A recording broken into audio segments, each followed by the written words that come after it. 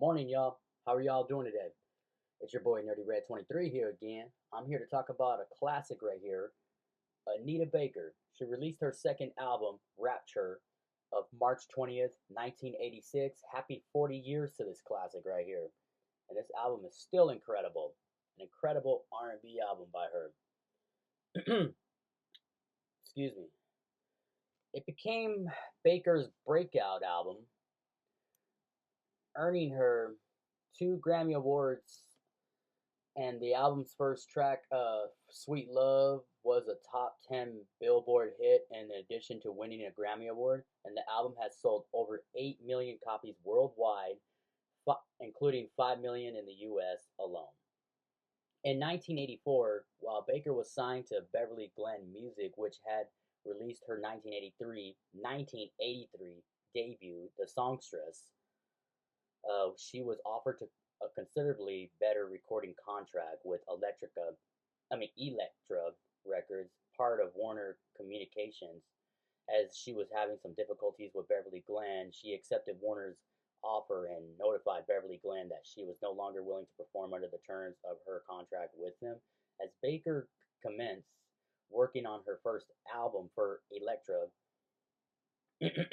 teaming up with her former Chapter 8 colleague Michael Powell as producer, Beverly Glen Music then attempted to sue Baker, and subsequently Elektra, Elektra, Elektra.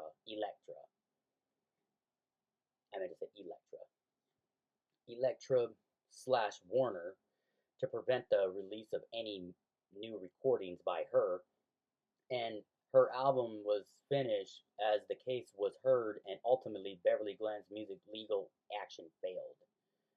The case was decided March 19th of 1986 at the time in favor of Baker, Elektra slash Warner Communications. The album Rapture was released the following day. And this album is 40 years old. Still a classic to this day, I'll let y'all know. In a contemporary review, Rolling Stone had Rob Hoberger regarded this album as a relatively modest album compared to more histrionic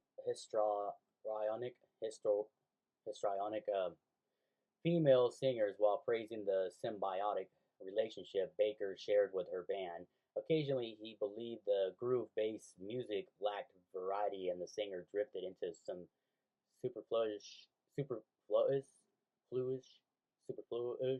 scatting and pseudo jazz harmony, but Hoberger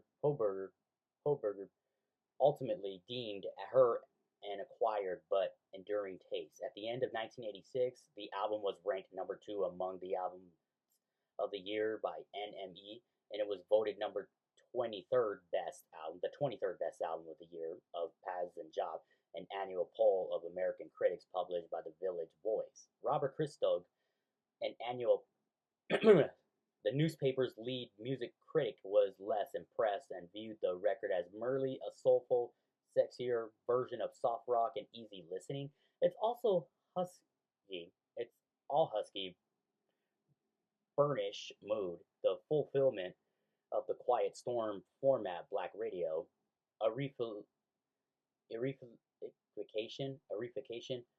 of the human voice as vehicle of an expression purer than expression ever out to be. In 1989, Rapture was ranked number 36 on the Rolling Stones list of the 100 greatest albums from the 80s.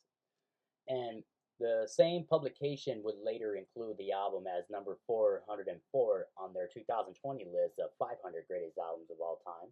In retrospect, AllMusic's Alex Henderson had said that Rapture's tremendous success made it clear that there was still a sizable market for adult-oriented, more traditional R&B singing, according to the Mojo collection of 2007 at the time, when provocative new trends in black music were exploding from the street. By the month, Baker had kept her head and made a traditional, i.e., with its roots of the '70s, soul record with brooding, slow burn, minor tunes of romantic celebration and earthy longing.